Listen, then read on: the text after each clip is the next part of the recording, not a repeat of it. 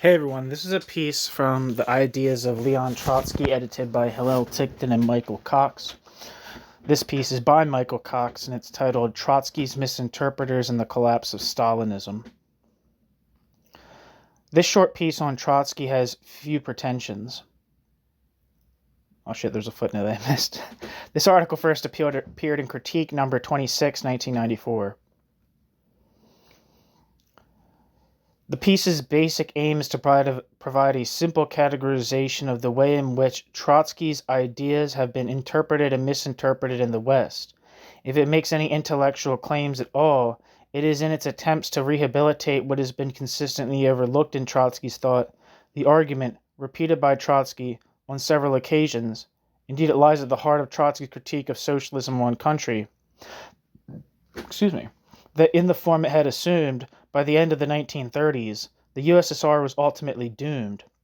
Consigned into the proverbial dustbin of history for over 40 years, this apparently absurd thesis, absurd even to the Trotskyists who droned on about, quote, the achievements of the worker states, end quote, now seems worth dusting down and looking at afresh. As I shall argue, although the way in which Trotsky presented his argument left much to be desired, the absolute failure of Stalinism as a system would indicate that his prognosis about the Soviet failure, that in effect it had no future, was less a mental lapse and more a brilliant insight into the contradictions of the USSR. New section, Interpreting Trotsky. In schematic terms, works in the West on Trotsky can basically be placed into one of five categories: Stalinist, Orthodox Trotskyist, critical but sympathetic, the skeptical, and finally the anti-utopian, which accuses Trotsky of the fatal disease of being unrealistic. Let us deal with each in turn. New section, Stalinist. Historically, the USSR exerted an enormous influence on the left in the capitalist world. The result was that the vast majority of Western Marxists were traditionally, quote, educated both to distrust Trotsky and to oppose Trotsky's ideas. Of course, the situation did not remain static. Before the 1950s, for instance, it was quite normal for communists to identify Trotsky and his followers with counter-revolution and to treat them accordingly. With de-Stalinization, this particular view became politically indefensible.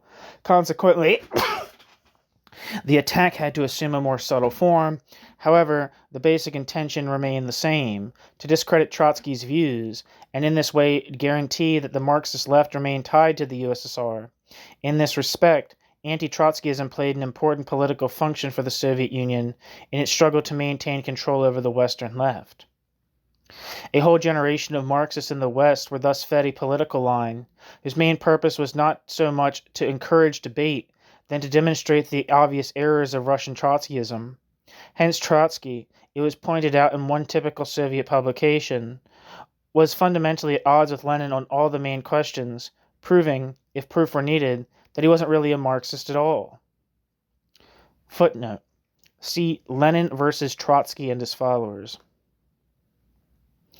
Let's see if this is on bannedbooks.net or whatever. It has a bunch of Stalinist phooey.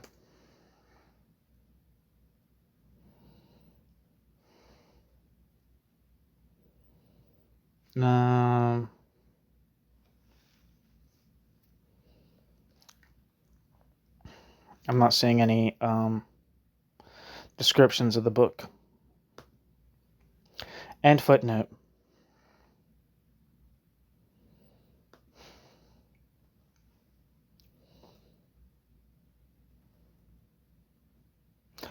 According to a more sophisticated Western communist whose specialty was combating Trotskyism, while Trotsky was to, quote, play a positive role, end quote, in the early years of the revolution, Trotsky suffered from one fundamental flaw, quote, fatalistic optimism, end quote, a deviation which led Trotsky to overestimate the possibility of revolution in the capitalist world. Footnote, see M. Johnstone, Trotsky and World Revolution. I believe that's Marty Johnstone.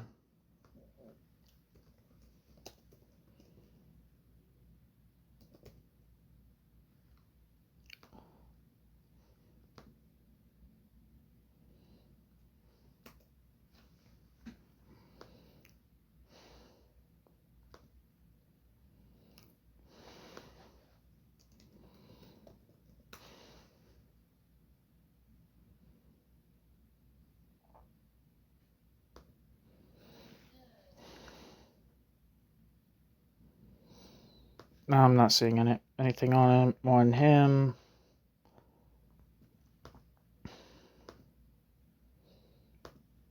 Let's see if there's anything for the book itself. Trotsky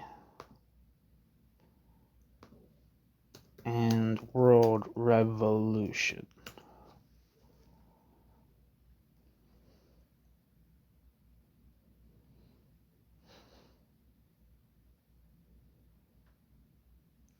Shit, I was working. Well, it's Monty Johnstone, not Marty.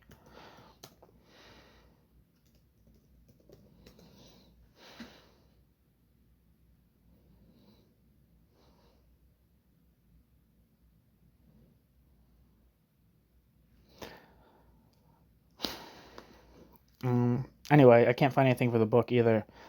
Back to the text and footnote. Luizos Michal attacked an even more fundamental flaw in Trotsky's intellectual armory, his theory of permanent revolution.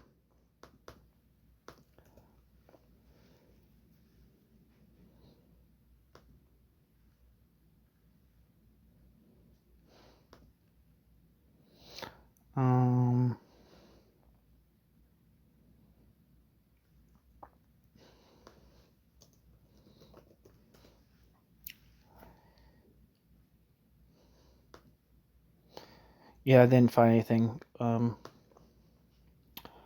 this person, Luizo Michal. No. Luizo Michal attacked even a more fundamental flaw in Trotsky's intellectual armory, Trotsky's theory of permanent revolution. The so-called theory, Michal insisted, provided neither a serious analysis of Russian social conditions nor a guide to revolutionary practice in 1917 itself. Footnote. See Michal, The Theory of Permanent Revolution, a Critique, published with the Trotskyism Study Group, Communist Party of Great Britain.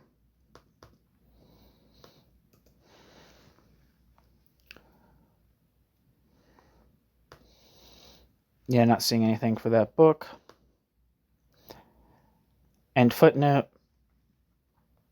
Indeed, according to Kostas Mavrakis, whose Maoism led him to write one of the most vitriolic attacks on Trotsky and Trotskyism, the theory was both wrong and dangerous.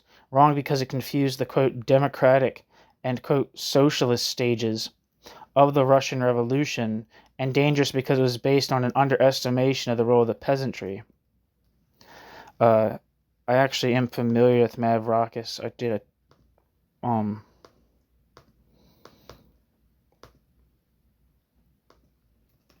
a bibliography on Trotsky, or a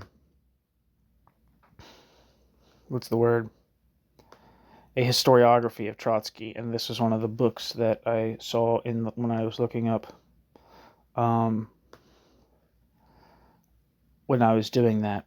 The description for Kostas Mavrakis' book says, Trotsky, brilliant publicist, enthusiastic speaker, organizer of the Red Army, eminent member of the Bolshevik Party during the first years of the Russian Revolution, has often been depicted as a romantic figure by biographers.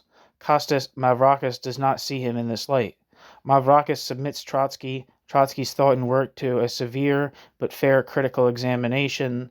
Among the issues reassessed by this controversial scholar are Trotsky's incapacity for concrete analysis, the, quote, economism Trotsky shares with Stalin, Trotsky's concepts of, quote, permanent revolution as compared with those of Lenin and Mao, Trotsky's views and those of Stalin on the Chinese Revolution, the fundamental traits of Trotskyism, and of the different Trotskyist organizations.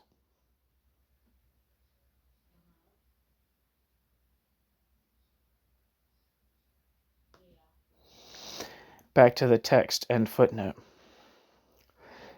In the last analysis, however, the principal objection of the communist movement to Trotsky was less theoretical than practical, and ultimately revolved around the issue of socialism in one country. From this, all else logically followed, including the antagonism between Trotsky and Trotsky's various pro-Soviet critics about what was achieved or achievable in backward Russia, about the historic role of Stalin, and finally, of course, about the contribution made by the USSR to the struggle against capitalism on a world scale. Trotsky's political enemies claimed that Trotsky was in error on each of these issues. Socialism, they maintained, was successfully constructed in Russia under Stalin's leadership, and in spite of its flaws, what was established inspired the oppressed and exploited the rest of the world. Thus, far from betraying the revolution as Trotsky claimed, the so-called bureaucracy against which Trotsky directed so much bile actually advanced the revolution, moreover, under hideously difficult conditions. Footnote. See Lawrence Ellenstein, The Stalin Phenomenon. End footnote.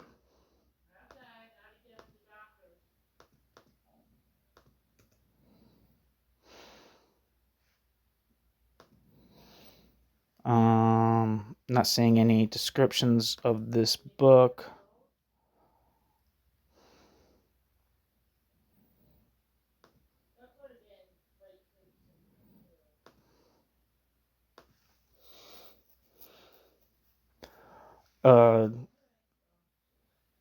Jean Ellenstein lived from 1927 to 2002 and was a French historian specializing in communism.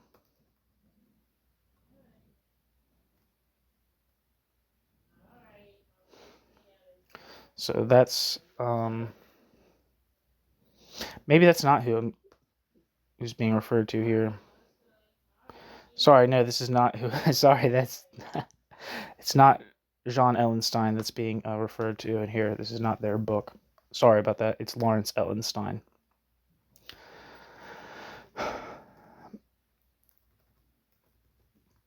End footnote. Ironically, this critique of Trotsky was complicated by one simple problem: the fact that orthodox Trotskyists, in spite of their antagonism to Stalinism, believed it was necessary for revolutionaries to defend the worker state. In this sense, the opposition between the communist movement and those inspired by Trotsky was not absolute. Both defended the USSR against its capitalist opponents. Moreover, they agreed that the Soviet economic system was superior in many ways to what was on offer in the West. Indeed, by the 1960s, the real point of dispute between Trotskyists, such as Ernest Mandel, and some of the less Stalinist elements within the communist movement, appeared to revolve less around the Soviet Union's socio-economic achievements than what the Trotskyists perceived as Moscow's pusillanimous foreign policy. Footnote. In his study, The Second Slump, 1980 especially, Ernest Mandel draws a sharp contrast between the recession experienced in the capitalist world economy in the mid-1970s and the continued economic dynamism of the quote, so-called socialist countries. Mandel, Second Slump.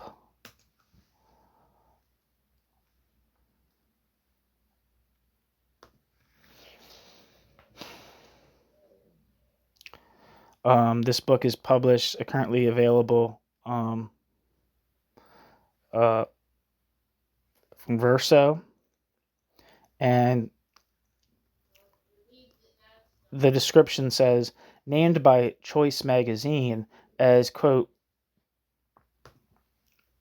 academic book of the year, end quote, for 1979, The Second Slump locates the 1970s recession in the context of the theory and history of capitalist crises. The Second Slump argues that the slump, unlike the earlier one of 1929 to 32, is marked by a high level of organization by the working class in the developed capitalist countries, and that it is fundamentally a crisis of overproduction, in which the oil price rises of 1973 played only a secondary role. Mandel analyzes each of the major branches of industry and includes separate discussions of the USA, Japan, and the EEC and the Third World. At the same time, Mandel discusses growth of inter-imperialist contradictions and the rise of protectionism, whilst attributing the slow upturn to the uneven spread of the recovery and the failure of productive investment to increase. Mandel describes the economic record of the Soviet Union and the East European countries in the same period, stressing their distinctness and resilience in a period of international capitalist crisis. Mandel argues that there can be a major upturn in the capitalist countries only if the workers' movement is defeated, and concludes with a program for a socialist alternative to present government policies. In a postscript specially written for the Verso edition of The Second Slump, Mandel extends his analysis to the partial recovery and new downturn of the last years of the 70s. Back to the text and footnote. In fact, by the time the Euro-communists entered the fray in the 1970s, the gap between the communist parties and their various critics on the Trotskyist left focused almost entirely on the issue of the failure of the USSR to be sufficiently left-wing internationally.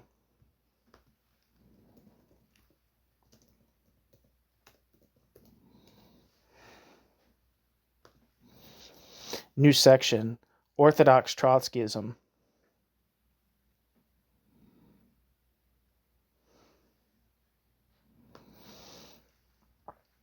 Trotsky never succeeded in gaining a substantial popular base in the advanced capitalist countries.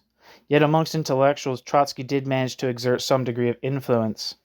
In the late 1930s and again in the 1960s, Trotsky's ideas, not to mention his romantic and tragic image, proved attractive to a large number of individuals alienated from capitalism, but repelled by the reality of Stalinism in the USSR. Footnote: for a sensitive portrayal of the appeal of Trotskyism in America in the 1930s, see Alan Wald, The New York Intellectuals.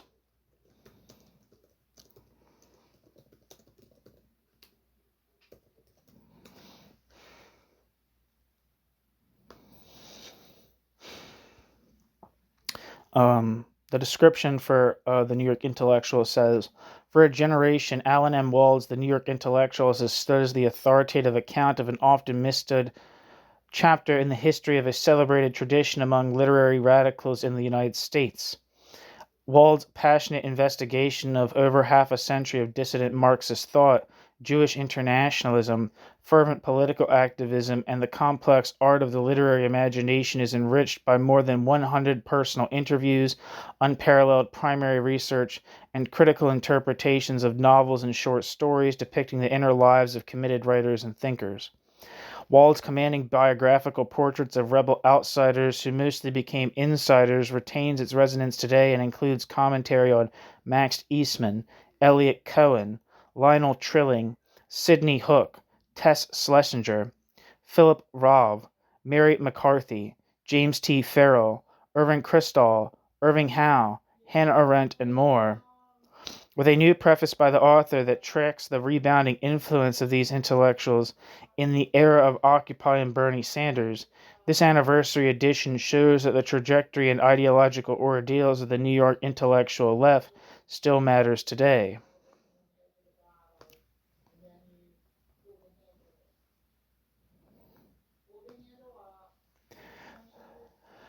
Back to the text and footnote.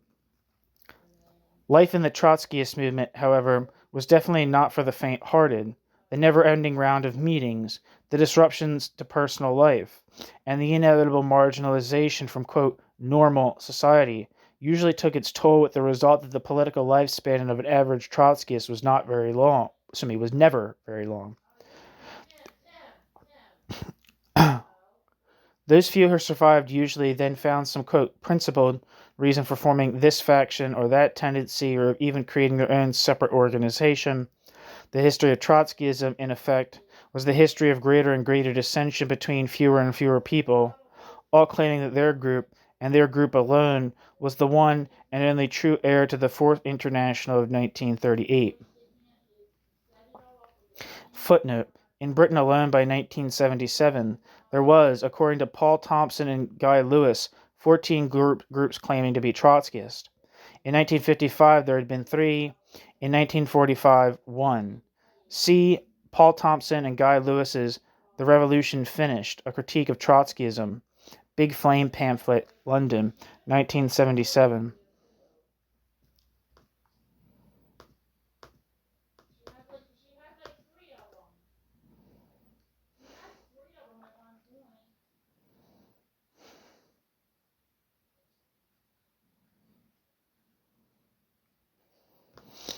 can't find anything for that.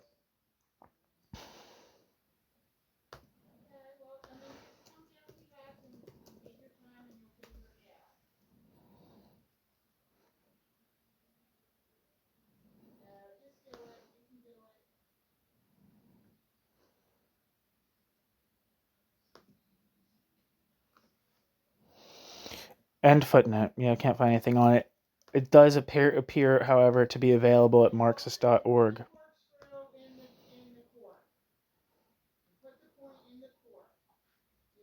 End footnote. Where am I?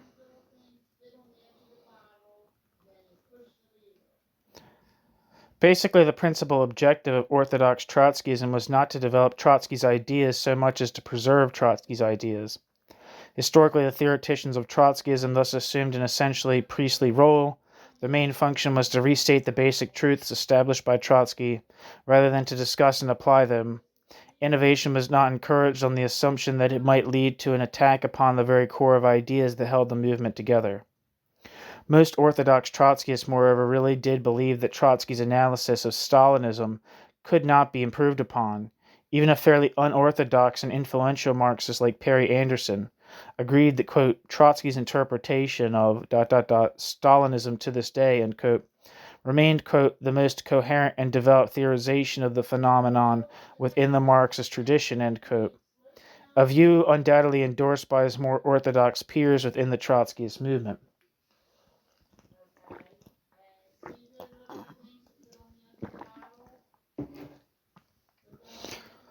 Footnote.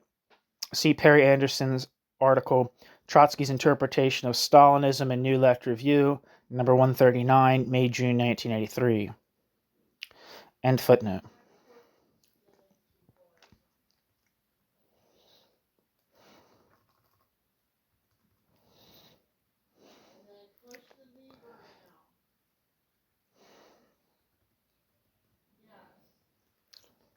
End footnote. And so, for 50 years, Trotskyists restated the same line about the USSR as put forward by Trotsky in the revolution betrayed in 1937, namely that as a result of the isolation and backwardness of the Soviet Union, a new bureaucratic stratum had emerged that first appropriated the Bolshevik Party and then the revolution itself.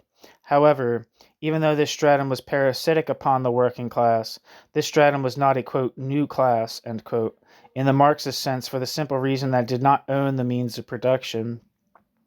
Indeed, because of its position, it was impelled to defend the, quote, gains of October, specifically the nationalized property forms that had grown up in the USSR after 1917.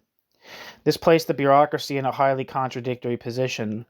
On the one hand, it had to defend itself from the working class from whom it had usurped power. On the other hand, it was forced to preserve the new historically progressive property relations that had emerged in the Soviet Union. Consequently, its role was not completely without historic merit. Reactionary and repressive though it undoubtedly was, the new bureaucracy had no option but to defend the economic foundations of the new state, a state that in spite of its Stalinist superstructure still possessed a social and economic base theoretically superior to that of capitalism. Trotsky's theory of Stalinism was, as Antonio Carlo has pointed out, the starting point for nearly all critical Marxist discussion of the Soviet Union. Footnote. See Carlo's The Socio-Economic Nature of the USSR, published in Telos in 1974. See also Michael Cox's Western Marxism and Soviet Society.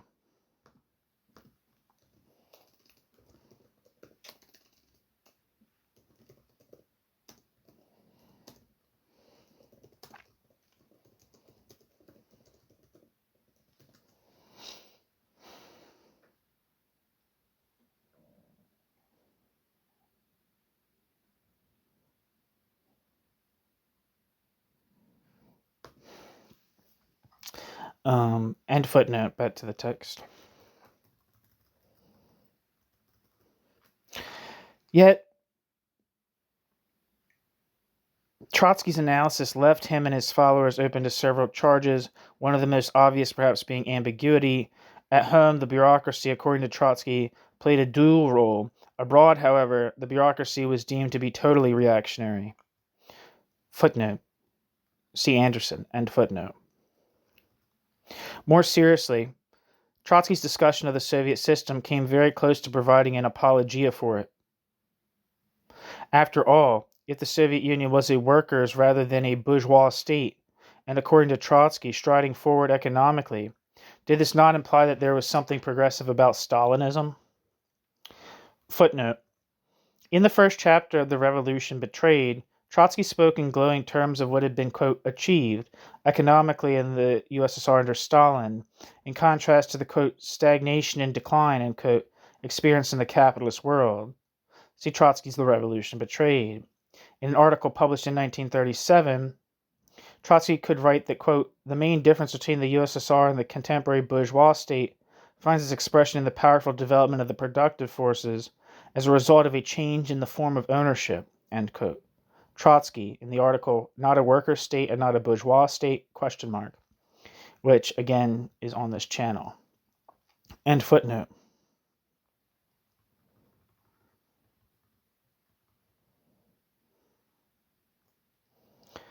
Indeed, if there was not, then why did Trotskyists continue to defend the USSR? Some got around this dilemma by the age-old technique of simply ignoring the problem. Others, and here one would include Isaac Deutscher, accepted that there was indeed something, quote, historically progressive about Stalinism. Footnote. Critical though he was of Stalin, Deutscher could still write in 1953 that, quote, the core of Stalin's genuine historic achievement lies in the fact that Stalin found Russia working with the wooden plow and left Russia equipped with atomic piles, end quote. Deutscher, Russia after Stalin.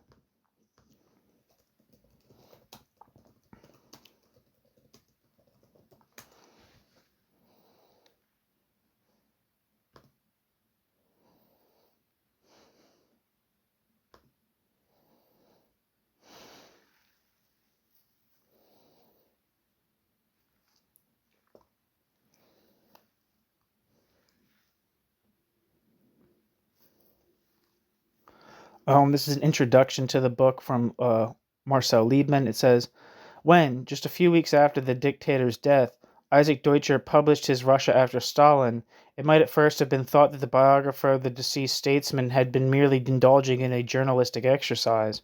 It is not, indeed, rare to find people taking advantage of newsworthy events to feed the public with more or less successful essays consisting of an ill-assorted diet of obituary cum prognostication. Deutscher's little book, however, which was written between March 1953 and April 20th of the same year, belongs to an entirely different category, end quote. From the introduction by Marcel Liebman.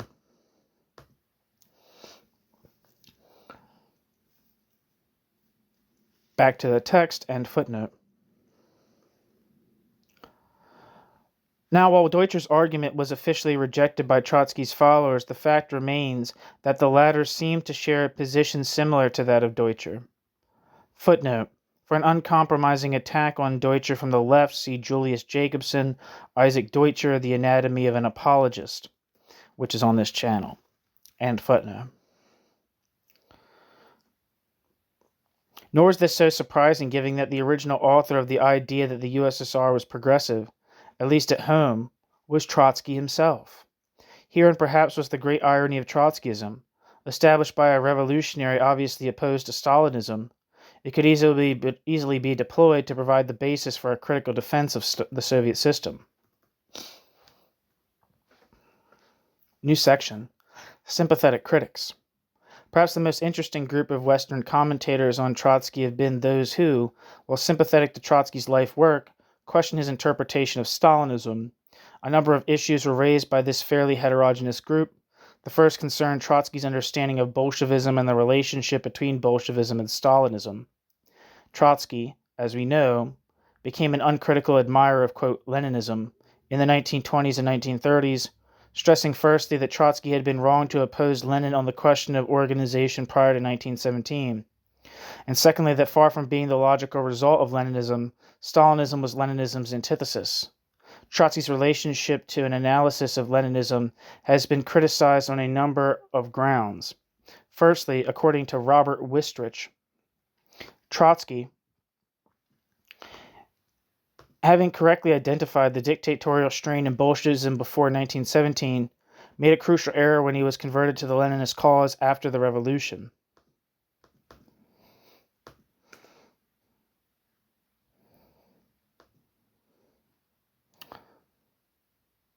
Footnote.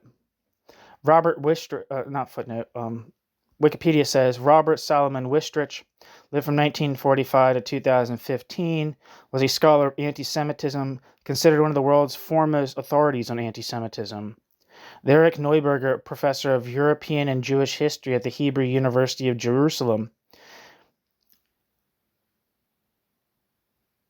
and Robert Wistrich was also the head of the university's Vidal Sassoon International Center for the Study of Anti-Semitism. Wistrich considered anti-Semitism, quote, the longest hatred, end quote, and viewed anti-Zionism as its latest incarnation. According to Scott Urry, quote, more than any other scholar, Wistrich has helped integrate traditional Zionist interpretations of Jewish history, society, and fate into the study of anti-Semitism, end quote, Scott Urry. Other researchers have reproduced much of his work without questioning its founding assumptions.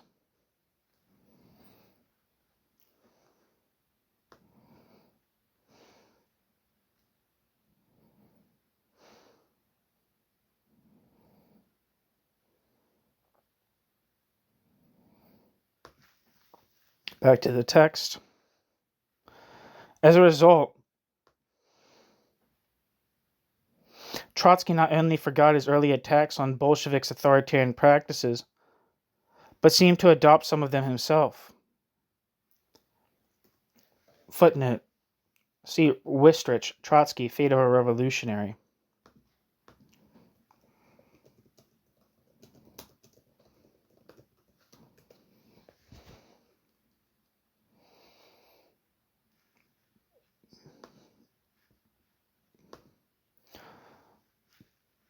I'm not seeing any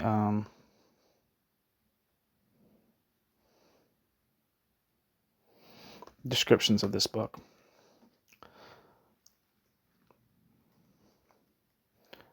And footnote. Moreover, Trotsky's adoption of Leninism meant that Trotsky was unable to identify one of the main causes of the revolution's subsequent degeneration.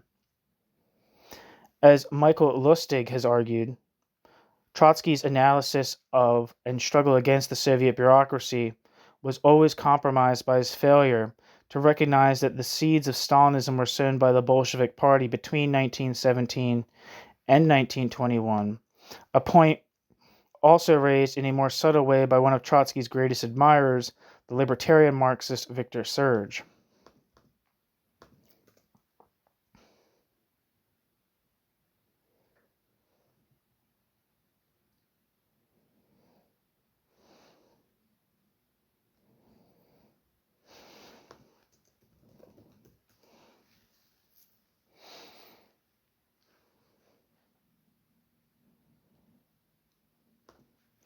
Not finding anything for Michael Lustig.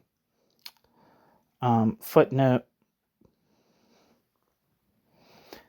See Lustig's Trotsky and Gillas. Critics of Communist Bureaucracy, published in 1989.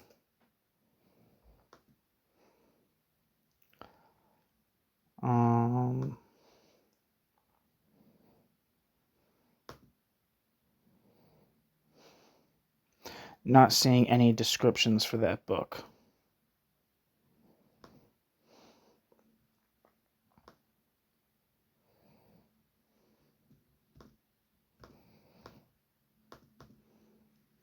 And footnote, see Serge Memoirs of a Revolutionary, 1901 to 1904. According to Wikipedia, Memoirs of a Revolutionary, 1901 to 1941, is a 1951 memoir by Victor Serge, posted posthumously in French as Mémoires d'un Révolutionnaire. Peter Sedgwick translated an abridged version into English in 1963 with Oxford University Press. A longer version of the translation with index, glossary, and foreword by Adam Hochschild was issued by NYRB Classics in 2012.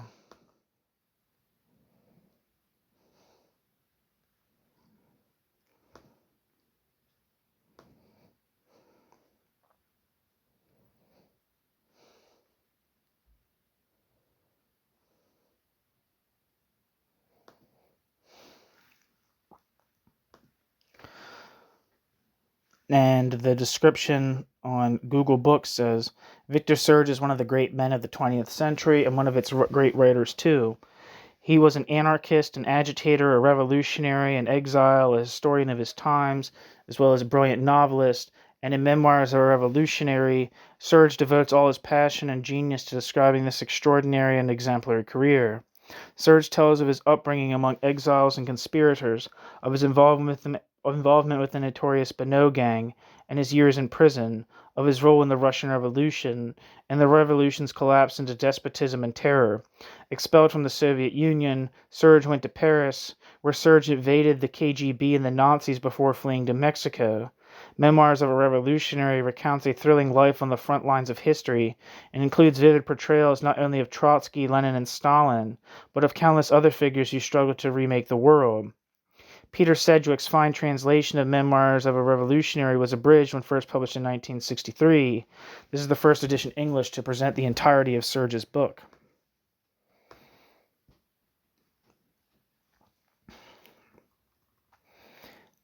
Back to the text and footnote.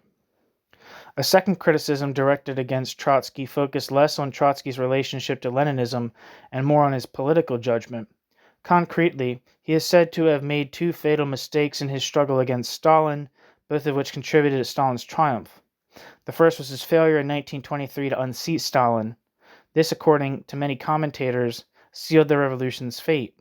Armed with Lenin's testament, Trotsky, it is maintained, should have acted decisively and prevented Stalin consolidating his control over the party apparatus. His more important error, however, was that he identified the wrong, quote, main enemy in the 1920s. By insisting that the principal danger after 1923 was, quote, capitalist restoration, Trotsky not only overstated the danger coming from the right, but underestimated the real and more important threat posed by Stalin. In addition, Trotsky's fear of the right made it impossible for Trotsky to forge a bloc with Bukharin in the late 1920s to prevent Stalin's final victory. Footnote: Moshe Lewin argues that by 1929, the differences between the left opposition and Bukharin were not that great anyway, thus there was no reason for the groups not to unite. See Lewin's Political Undercurrents in Soviet Economic Debates.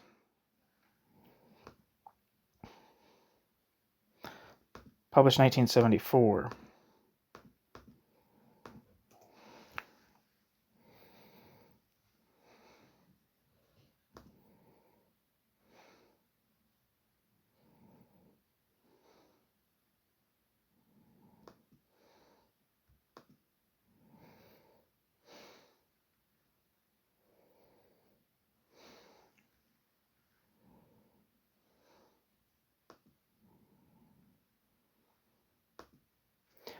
Can't find a description for this book.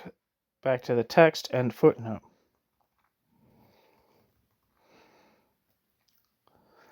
Indeed, because Trotsky and many of Trotsky's associates had what one commentator has called a, quote, Thermidorian bee, end quote, in their bonnets, they were prepared to give critical support to Stalin when Stalin turned against the right and propelled the party's economic policy to the left. Footnote. See Tibor Jamweli, The Elimination of Opposition Between the 16th and 17th Congresses of the Communist Party of the Soviet Union, published in Soviet Studies, 1966.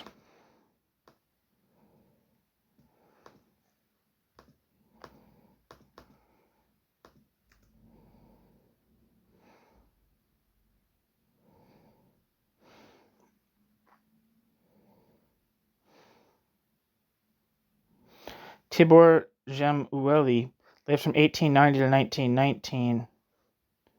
Okay, this doesn't seem like the right guy. It's a different person.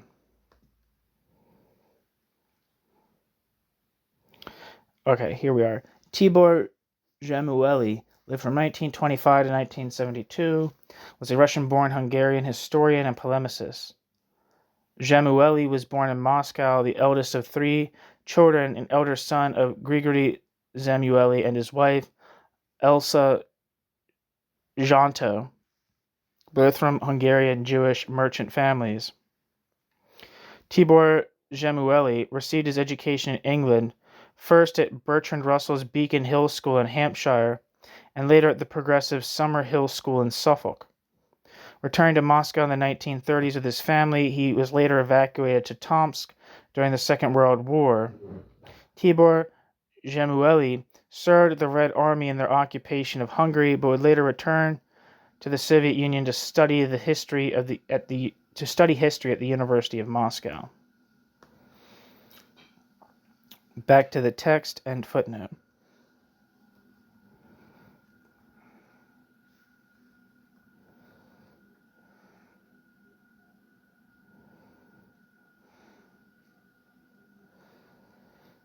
Some former left oppositionists, although not Trotsky himself, even rejoined the party in 1930 and 1931 because they assumed Stalin was now carrying through the correct economic policies. Footnote.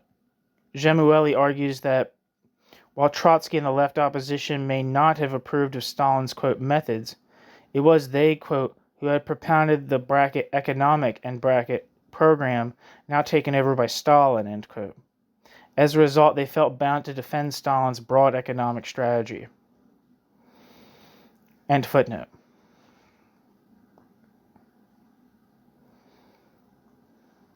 The third question raised by Trotsky's critics related to his mature characterization of Stalinism as a worker state. This is a definition that many could not support. The most obvious objection was political. How, they asked, could one call the USSR a worker state when the workers themselves were exploited by their new bureaucratic masters? Moreover, if the workers were oppressed in the Soviet Union, why then should socialists defend such a system?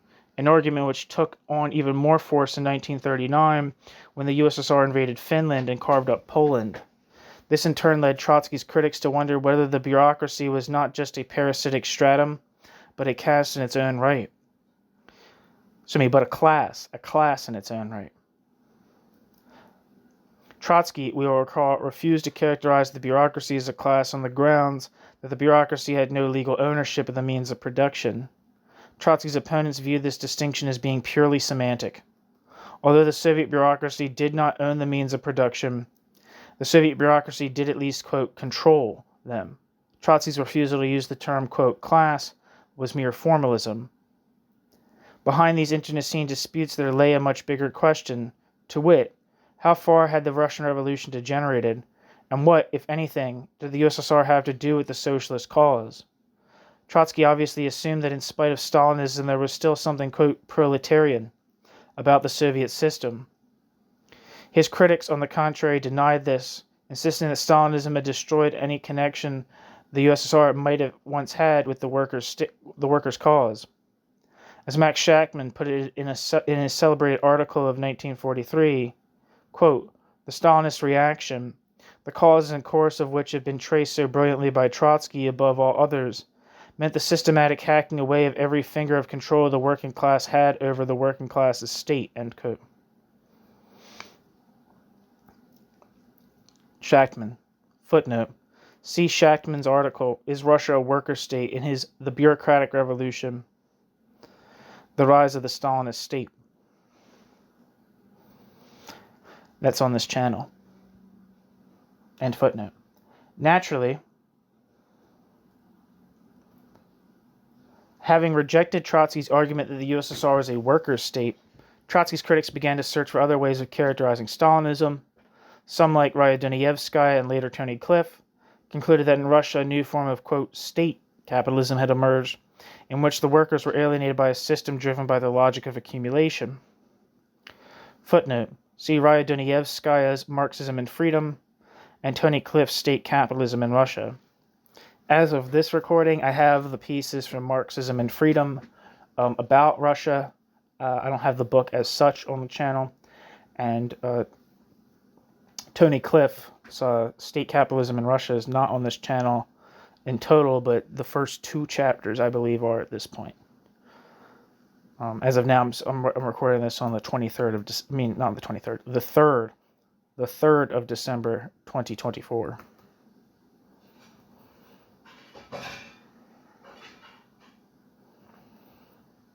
Okay, end footnote. This position was in turn rejected by Shachtman. He argued that the USSR was neither a workers' nor a capitalist state, but a form of bureaucratic collectivism, a term whose main strength seemed to lie in the fact that Shachtman never precisely defined what it meant. Footnote. Shachtman's definition of the USSR as quote, bureaucratic collectivism was in fact entirely negative. Having demonstrated to his own satisfaction that Russia was not a bourgeois state and not a worker state, it followed that it just had to be bureaucratic collectivists. End footnote.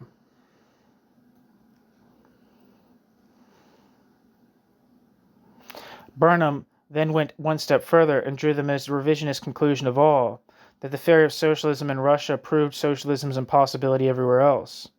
Capitalism may have been doomed as Trotsky suggested.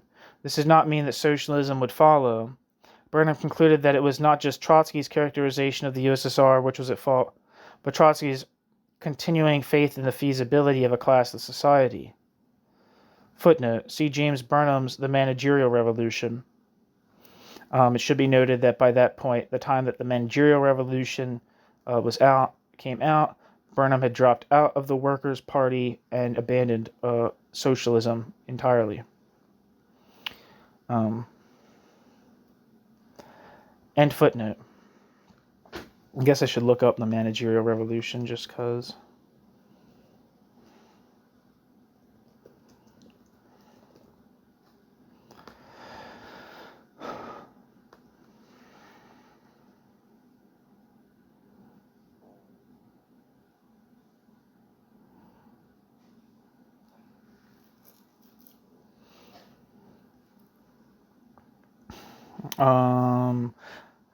The Managerial Revolution, What is Happening in the World, is a book written by James Burnham in 1941. It discusses the rise of managers and technocrats in modern industrial societies, arguing that they would replace the traditional capitalist class as the rulers of the economic system through mechanisms such as economic planning. Burnham's seminal work, The Managerial Revolution, published in 1941, theorized about the future of world capitalism based upon its development in the interwar period. Burnham begins by saying that, quote, it is a historical law, with no apparent exceptions so far known, that all social and economic groups of any size strive to improve their relative position with respect to power and privilege in society, end quote. Burnham then weighed 3 possibilities. 1, that capitalism was a permanent form of social and economic organization and would continue indefinitely. 2, that capitalism was temporary and destined by capitalism's nature to collapse and be replaced by socialism. 3, that it was currently being transformed into some non-socialist future form of society. Since capitalism had a more or less definite beginning in the 14th century, it could not be regarded as an immutable and permanent form. Moreover, in the last years of previous economic systems, such as those of ancient Greece and the Roman Empire, mass unemployment was, quote, a symptom that a given type of social organization is just about finished, end quote. The worldwide mass unemployment of the Depression era thus indicated that capitalism was itself, quote, not going to continue much longer, end quote. Burnham agreed with Marxists that the capitalist class would inevitably lose the class struggle, but disagreed they would lose to the working class due to this class being too disorganized and weak. Burnham instead argued that a new class called the managerial class would win against the capitalist class. Burnham defines this new class as the individuals responsible for, quote, the tasks of the technical direction and coordination of the process of production, end quote. The managerial class is responsible for directing technical experts, including, quote, operating executives, superintendents, administrative engineers, supervisory technicians, or in government, administrators, commissioners, bureau heads, and so on, end quote. Burnham. According to Burnham, the managerial class has risen due to the increasing complexity and large scope of modern economies. Because doing certain tasks requires hyper-specific technical knowledge, the capitalist class cannot perform all the necessary tasks by themselves. This means that the capitalist class has to employ individuals who manage other individuals engaged in technical work. By doing this, the capitalist class has made themselves obsolete, since the managers of the individuals who actually control production, although the managerial class is still employed by the capitalist class. Burnham argued that this arrangement was irreconcilable. This would eventually result in the managerial class who actually owns production seizing production from the capitalist class who owns it in name only. According to Burnham, the managerial class would seize power by implementing state ownership of production. Due to the complexity and large scale of modern economies, Burnham argues that this form of state ownership would prove more efficient than rule by individual capitalists. The, quote, managerial revolution, end quote, according to Burnham, would result in the decline of capitalist democracy and the rise of managerial control of production while using, quote, the unlimited state, end quote, as a vehicle. Analyzing the emerging forms of society around the world, Burnham saw certain commonalities between the economic formations of Nazi Germany, Stalinist Russia, and America under Roosevelt's New Deal. Burnham argued that in the short period since the First World War, a new society had emerged in which a social group of or class of, quote, managers had waged a, quote, drive for social dominance, for power and privilege, for the position of ruling class, end quote. For at least the previous decade, there had been in America the idea of a, quote, separation of ownership and control, end quote, by the modern corporation, notably expounded in The Modern Corporation and Private Property, the book, by Burrell and Means. Burnham expanded this concept, arguing that whether ownership was corporate and private or status and governmental, the essential demarcation between the ruling elite, executives and managers backed by bureaucrats and functionaries, and the mass of society was not ownership so much as control of the means of production. Burnham emphasized that, quote, New Dealism, as Burnham called it, quote, is not, let me repeat, a developed systematized managerial ideology, end quote. Still, New Dealism had contributed to American capitalism's moving in a, quote, managerial direction, end quote. Quote, in its own more confused, less advanced way, New Dealism, too, has spread abroad the stress on the state as against the individual, planning as against private enterprise, jobs, even if relief jobs, against opportunities, security against initiative, quote, human rights against, quote, property rights. There can be no doubt that the psychological effect of New Dealism has been what the capitalists say it has been, to undermine public confidence in capitalist ideas and rights and institutions. Its most distinctive features help to prepare the minds of the masses for the acceptance of the managerial social structure. End quote. James Burnham. Burnham argued that the power of the capitalist class would decline, while a new managerial class would rise to take its place, directing the state and industry. Burnham described both Nazi Germany and the Soviet Union as having a managerial class based on an economic model Burnham considered to be superior to liberal capitalism. Because of this, Burnham incorrectly predicted that the Nazis would win World War II. The book explores the transformation of capitalism into a managerial society, where the control and administrative decisions are made by a new class of managers, rather than the traditional capitalists or the owners. Description of capitalism. 1. Individual ownership. Capitalists own the factories, resources, and tools required for production. 2. Profit motivation. The primary goal of economic activity in capitalism is to generate profit for the owners. 3. Market competition. Enterprises compete in relatively free markets where prices and production are determined by supply and demand. 4. Labor as a commodity. Workers sell their labor to capitalists and are paid wages, which are generally less than the value of the goods and services they produce. 5. Decentralized decision-making. Economic decisions are made by individual owners and consumers based on market signals rather than centralized planning. Predictions on post-capitalism. 1. End of traditional capitalism. Burnham argues that traditional capitalism, characterized by private ownership and control by owners, is being supplanted by a new form of economic organization where control rests with the managerial elite. 2. Rise of the managerial class, a new class of managers, administrators, bureaucrats, and executives, emerges as the primary controllers of economic resources, replacing the old capitalist class. 3. Technological and organizational changes. The complexity and scale of modern industry necessitates this shift, as advanced technologies and large-scale organizational structures require specialized management skills that traditional capitalists cannot provide. 4. Decline of property rights. The significance of private property rights diminishes in this new order as the management of resources becomes more crucial than ownership. 5. Political implications. The managerial revolution leads to changes in government structure, favoring a more centralized and bureaucratized form that aligns with managerial needs. 6. Global perspective. Brenham views this shift as a global phenomenon, not confined to any single nation, affecting capitalist, fascist, and socialist states alike.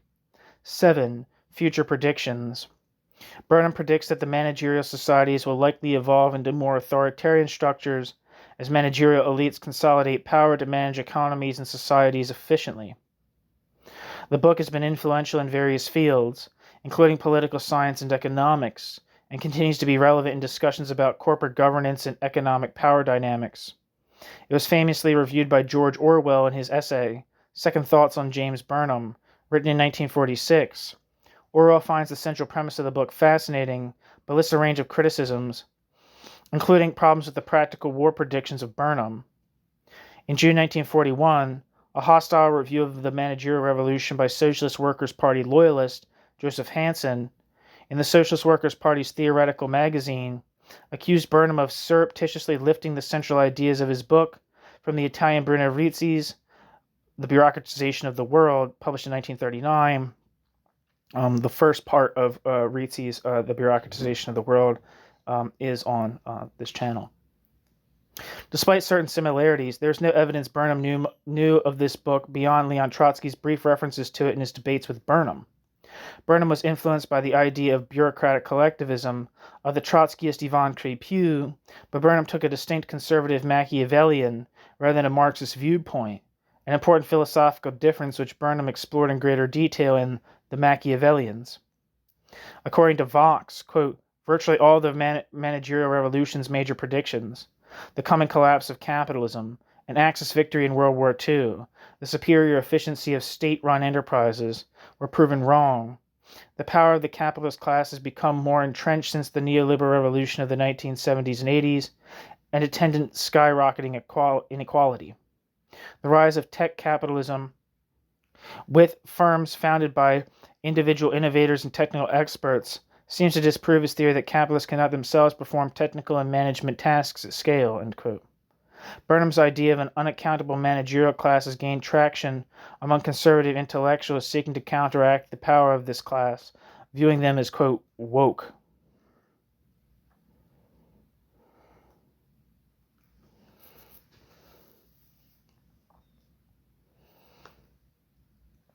Back to the text. Thank you for indulging me in that little excursion there.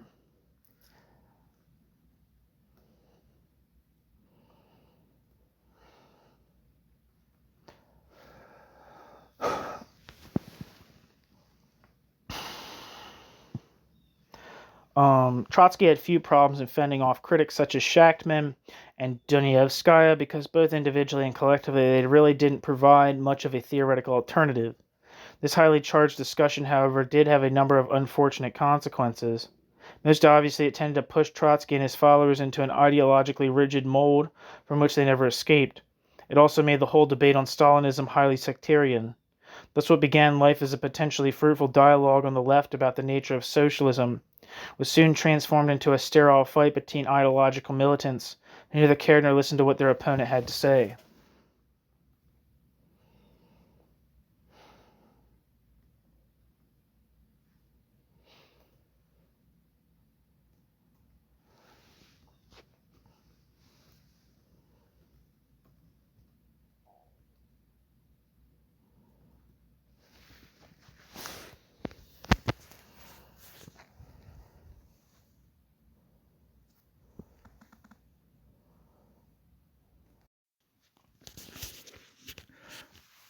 New section.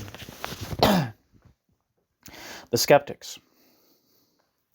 In spite of their reservations about Trotsky's theory of Stalinism, his many critics clearly regarded him as a serious, albeit confused, opponent of Stalin who had made a major intellectual contribution to the left's understanding of the USSR. Even a social democrat like Irving Howe admitted that Trotsky was, quote, a figure of heroic magnitude, end quote, who constituted the real pole of opposition to Stalin. Footnote, see Irving Howe's Trotsky.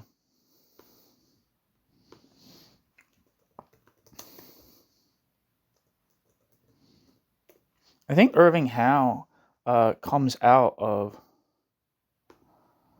the Trotskyist tradition.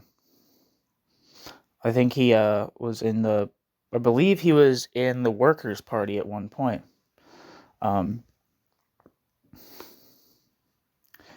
The split, the Shachtmanite Trotskyist, and then became a social democrat later. So end footnote. There were others, however, who had their doubts. Firstly, there were many, from the anarchist left to the conservative right, who questioned the authenticity of Trotsky's differences with Stalin. After all, they argued, Trotsky believed in and supported the dictatorship of the proletariat, which after 1917 meant the dictatorship of a single party. Footnote. This, quote, substitutionism was exactly what Trotsky had warned against in his famous attack on Bolshevism before the 1905 revolution. For a discussion of this point, see Barak-Knai Paz, The Social and Political Thought of Leon Trotsky. End footnote. And of course, that book is going to be on this channel. End footnote. When Trotsky was in power, they say, Trotsky was also as authoritarian as Stalin, witnessed his opposition to workers' control, his treatment of the Kronstadt rebels, and his support for the militarization of labor. Footnote. For a libertarian critique of Trotsky on these points, see the pamphlets produced by Solidarity, in particular Maurice Brinton, The Bolsheviks and Workers' Control in 1917 and 1921, which is on this channel. Alexandra Kollontai, The Workers' Opposition, which is not on this channel. And Ida Metz, The Kronstadt Commune, which is on this channel. End footnote.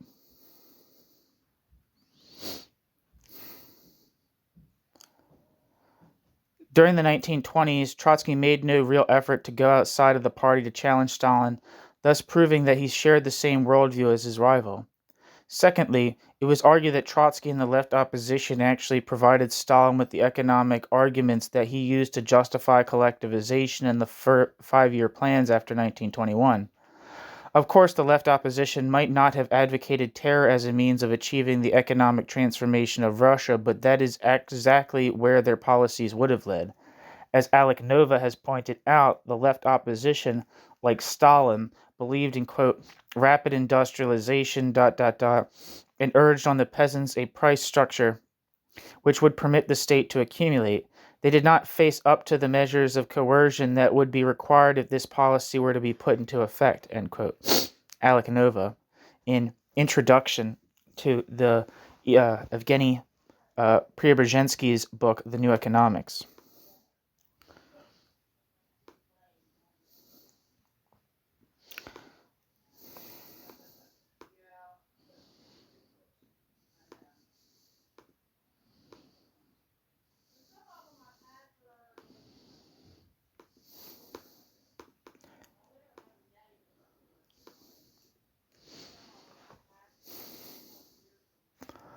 I'm not seeing any description of The New Economics by Preobrazhensky, but it does appear to be available at Libcom.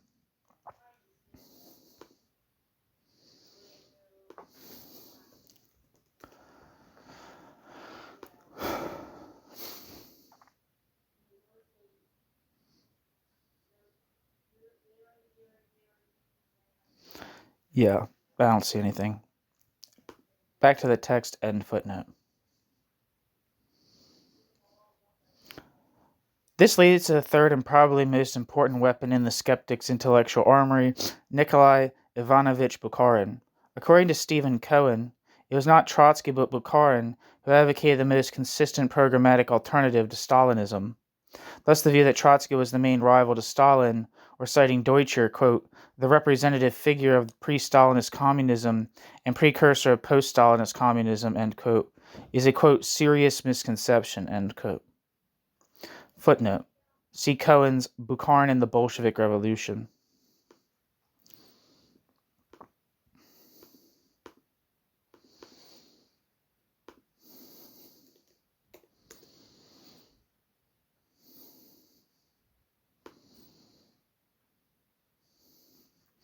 The description for Bukharin and the Bolshevik Revolution by Stephen F. Cohen says, this classic biography carefully traces Bukharin's rise and fall from power, focusing particularly on the development of his theories and programmatic ideas during the critical period between Lenin's death in 1924 and the ascendancy of Stalin in 1929.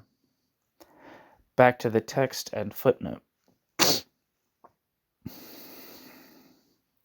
It was Bukharin rather than Trotsky who was the true interpreter of Lenin's last mature thoughts.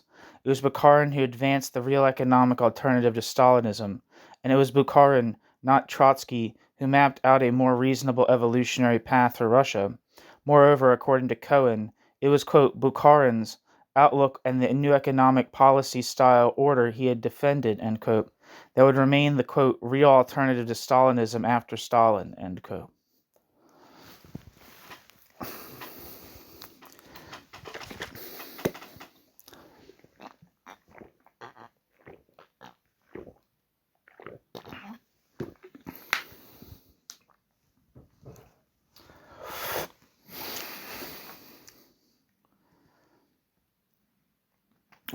End quote, Cohen.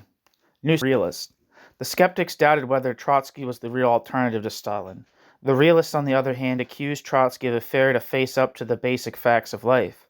As a result, Trotsky was condemned to that same dustbin of history into which Trotsky had verbally consigned the Mensheviks in 1917. Trotsky's apparent lack of realism assumed a number of forms. Most obviously, Trotsky, and by implication the Bolshevik Party, had a hopelessly optimistic belief in the prospects for world revolution after 1917. Fernando Claudine, one of the theoreticians of Eurocommunism in the 1970s, argued this point with particular force in his highly acclaimed study of the international communist movement.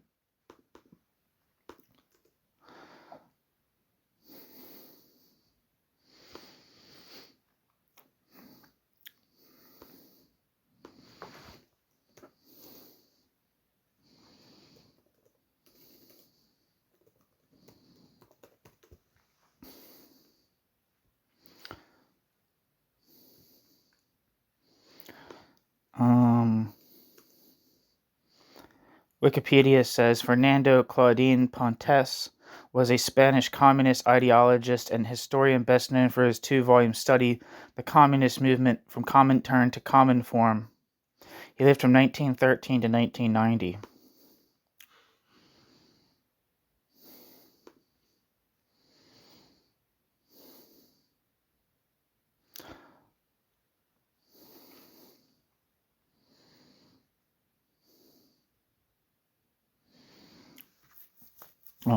Back to the text. Fernando Claudine, one of the theoreticians of Eurocommunism in the 1970s, argued this point with particular force in his highly acclaimed study of the international communist movement. Far from being, quote, moribund, Western capitalism, according to Claudine, still had major reserves to draw upon after the First World War.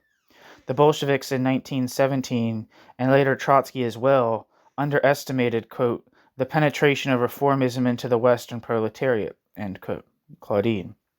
Stalin, on the contrary, did at least have a basic appreciation of the difficulties confronting Russia, and in his own crude, pragmatic way recognized what the more talented Trotsky could not, the, quote, relative autonomy of the Soviet Revolution in relation to the World Revolution, end quote. Thus, although the doctrine of socialism in one country may have represented a nationalist deviation, it was at least premised upon a realistic rather than a romantic assessment of the revolutionary potential inherent in the international system in the interwar years. Footnote. See Claudine, The Communist Movement from Comintern to Common Form.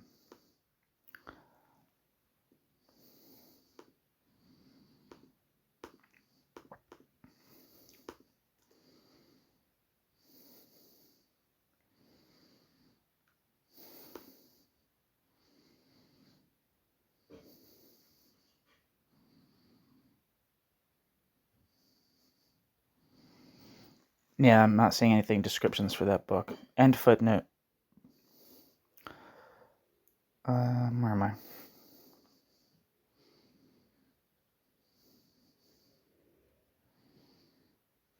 According to many commentators, Marxism simply could not work in backward Russia, if indeed Marxism could work anywhere. Equality was all very well in theory, but in practice it would not motivate people to work hard. Soviet democracy may have been desirable politically. It was not, however, functional economically. And while internationalism was a fine thing, patriotism was more likely to unite and mobilize the people. See N.S. Timoshev, The Great Retreat, The Growth and Decline of Communism in Russia. Published in 1946.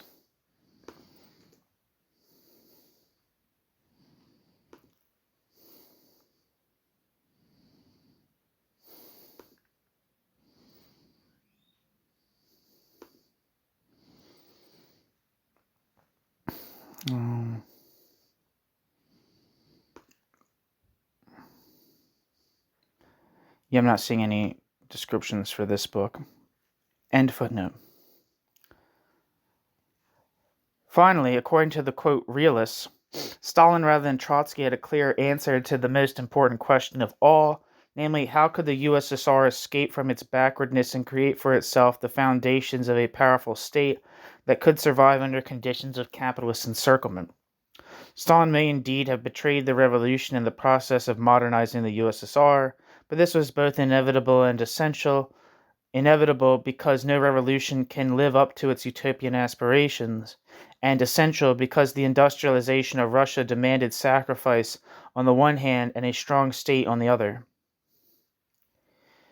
Footnote. Even Trotsky himself admitted that, quote, every revolution up to this time has been followed by a reaction or even a counter-revolution, end quote. Trotsky, The Revolution Betrayed. End footnote.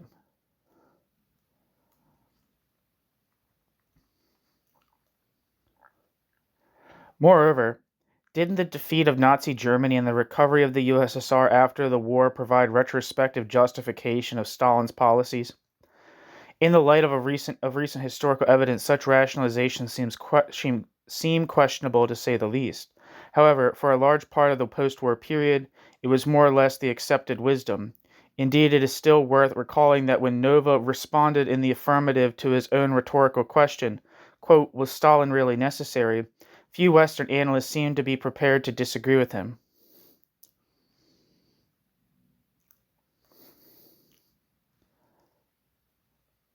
New section, Trotsky Revisited. The extensive discussion around Trotsky is obvious testimony to Trotsky's historical and theoretical importance. Probably no other 20th century Marxist has generated such a wide-ranging and heated debate, yet as we have seen, this discussion has often generated more heat than light. Admittedly, some important problems have been raised by Trotsky's critics. For instance, Trotsky's ambiguous attitude towards Bolshevism, his bizarre view that Bukharin was more of a danger than Stalin, and of course his characterization of the USSR as a, quote, workers' state. But at the end of the day, one senses that even Trotsky's more intelligent interpreters have not done him justice, and have failed to understand either the intricacies or the limits of Trotsky's thought. That Trotsky has suffered at the hands of friends and enemies alike is incontestable. Even more strange, perhaps, is the almost total silence of nearly all interpreters about Trotsky's most interesting and controversial insight, that there was little possibility of the Soviet system surviving over time in a sea of world capitalism. Possessing neither the advantages of the market nor the benefits of socialism, the USSR in Trotsky's view could only be regarded as a transitional regime, a halfway house literally stranded on the beach of history between a bourgeois society that had no future and a classless society that had not yet been born. Whether the Soviet Union would move forward to socialism or regress to capitalism, would only be decided by the uncertain outcome of the class struggle in the advanced capitalist countries. What was certain, however, was that if such a revolution did not occur, then the attractive pull of the world market would ultimately expose the contradictions of Stalinism and lead to the dissolution of the system and its reintegration into the international economy. Unfortunately, Trotsky's argument found little favor amongst his many interpreters, even those sympathetic to his work. Firstly, his gloomy prognosis smacked of a certain catastrophism, implying as it did that the regime could not survive under any circumstances. It also seemed to be refuted by events. After all, far from disappearing or breaking down after the war, as Trotsky had predicted, Soviet power actually grew and expanded.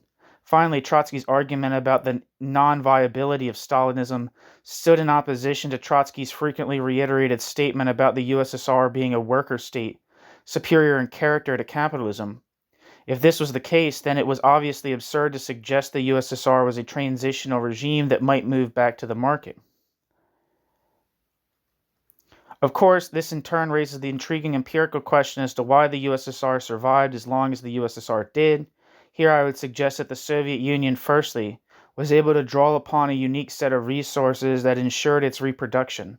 These included, amongst other things, a vast pool of easily controlled labor, an apparently limitless resource base, and, after the Second World War, Eastern Europe too.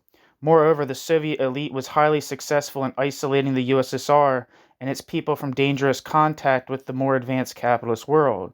Finally, the very bureaucracy and repressive state apparatus against which Trotsky railed provided the regime with extraordinary instruments of control and organization without which the system could not have continued. Now, while none of these measures would resolve the dilemma facing the USSR, together they did buy the system time. The problem for the regime was that while it might have been able to contain its difficulties by drawing upon its different resources and constructing a particular type of state, it could not escape from them. Indeed, the very measures adopted by the Soviet elite to guarantee the system's continuation in the end accelerated its collapse. Hence, by isolating the USSR from contact with the more advanced capitalist world, the elite effectively contributed to the country's underdevelopment. In turn, by basing itself on a massive bureaucratic and police apparatus, it only managed to stifle debate and discussion, thereby contributing in a very direct way to the system's technological stagnation. In addition, the very asset upon which the elite was able to draw could not last indefinitely.